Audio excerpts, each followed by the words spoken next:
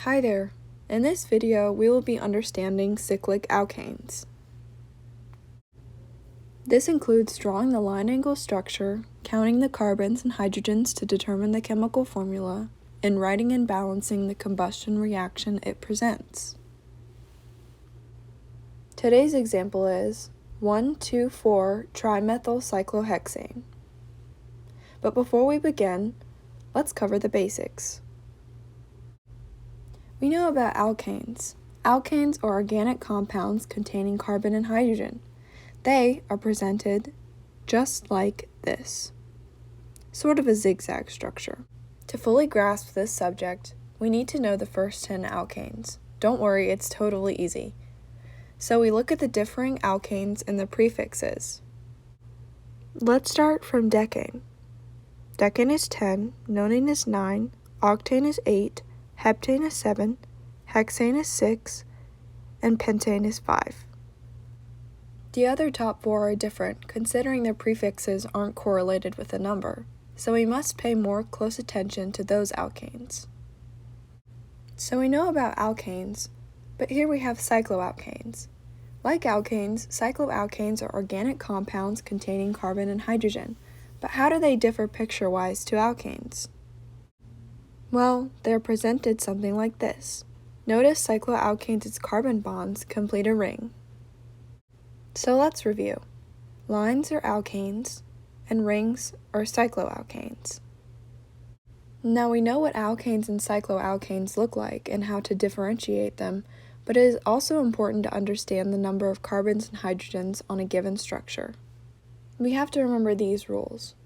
Endpoints and vertices of every line is a carbon, unless another atom is shown at the end, and hydrogens are not shown.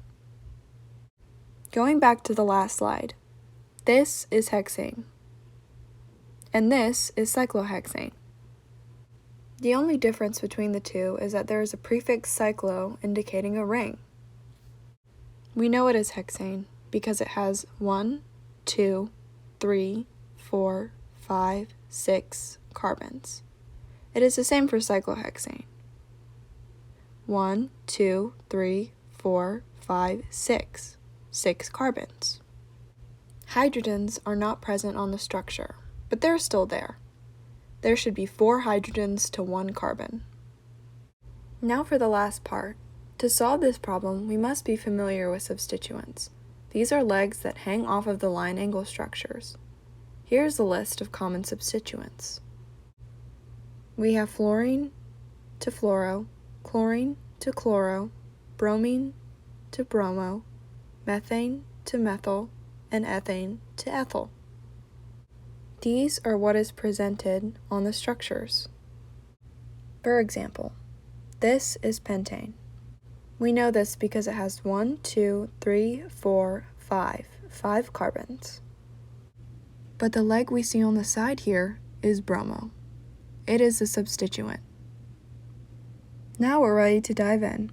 Let's go through the process of drawing the line angle structure of this molecule, 1,2,4-trimethylcyclohexane.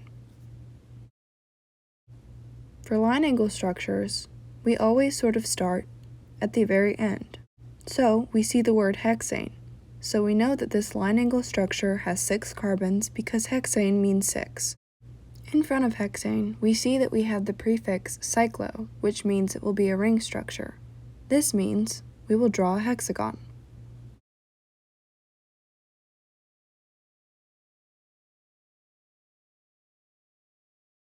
Now we see that there is a substituent in this molecule. That's methyl, seen here. Looking at our common substituent list, we see that we have methyl, which is also known as CH3. In front of methyl, we see tri. So, we know that we have 3 methyl substituents attached to the cyclic structure. But where do these methyls go on our cyclohexane? Notice at the beginning we see a number sequence 1, 2, and 4. These numbers indicate the presence of substituent on a specific leg attaching to specific carbons on the cyclic structure. So, let's count the carbons. We have 1, 2, 3, 4, 5, 6. 6 carbons. We have 6 carbons, so at the first, second, and fourth carbons, we have a substituent leg of methyl. We draw a first leg at the first carbon, a second leg at the second carbon, and then a fourth leg at the fourth carbon. Now we just write CH3 at each leg. And this is our line structure for 1,2,4-trimethyl cyclohexane. Now let's count the carbons and hydrogens to determine the chemical formula. As stated previously, we count the carbons of any structure by counting the endpoints and vertices. Before adding our substituents of CH3, we had a total of 6 carbons. But after writing our substituents, we need to count the new number of carbons. Here, we now have 1, 2, 3, 4, 5, 6, 7, 8, 9. 9 carbons. Instead of counting all the hydrogens, which can take some time, for cycloalkanes, we can use this formula. We use CnH2n. We know we have 9 carbons. To find hydrogens, we just multiply 2 times the number of carbons, which in this case is 9. 9 times 2 is 18. So we have C9H18. So we have 18 hydrogens. Alkanes are a bit different. Their formula is CnH2n plus 2. Lastly, let's write and balance the combustion reaction of 1,2,4-trimethyl cyclohexane. We know that combustion is a reaction with molecular oxygen. So, given our newfound chemical formula, we have C9H18 plus O2. Now to find the products. With predicting reaction products, we know that if we have a hydrogen reactant, it gives off H2O. If we have a carbon reaction, the product produced is CO2. If we have a sulfur reactant, the product produced is SO2. And if we have a metal reactant, our product produced is metal oxide. Going back, we find that our chemical formula is C9H18. Again, going back to our last slide, we know that we have hydrogen and carbon present. This means we will have H2O and CO2 in our products. Now in the formula, we can see now that our products are H2O and CO2. Here we have our unbalanced equation. Now let's balance. Here we have our reactants on the left side and the products on the right. Let's start with the carbons. We have 9 carbons on the left side with 18 hydrogens on the reactant side. We have 2 oxygens on the reactant side. Now we see on the reactant side that we have 1 carbon in total. Our hydrogen product is 2. Now we see that we have 1 oxygen on the left side and 2 on the right, which adds a total to 3. Now we're ready to balance. Let's start with the carbons. We see that we have 9 on the left and 1 on the right. To make the right into 9, we see that we have to multiply 9 to CO2 to make 9. Now we have 9 carbons. Now to balance the hydrogens, we see we have 18 on the left and 2 on the right. So in order to make 18, we have to multiply H2O by 9 to get 18. Now we have 18 hydrogens. Now we see that before we started, we had 3 oxygens. Now let's regroup and recount the oxygens.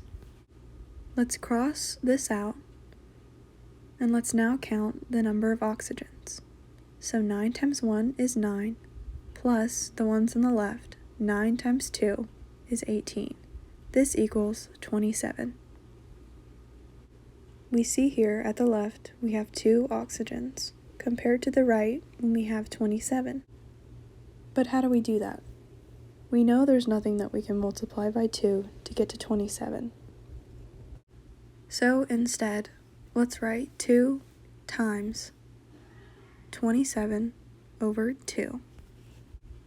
We know that the 2's cancel out, So that leaves us with 27 oxygens.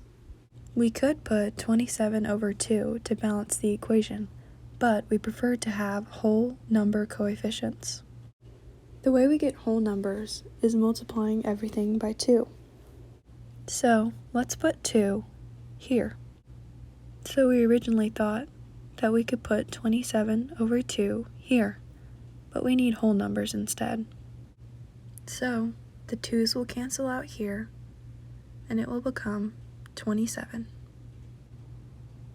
But we're still multiplying everything by 2.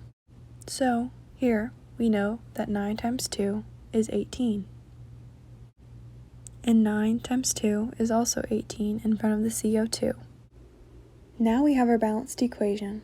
We know that it is 2C9H18 plus 27O2 to the products 18H2O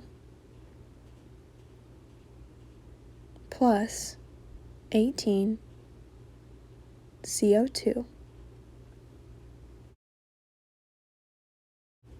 I hope you understood this video.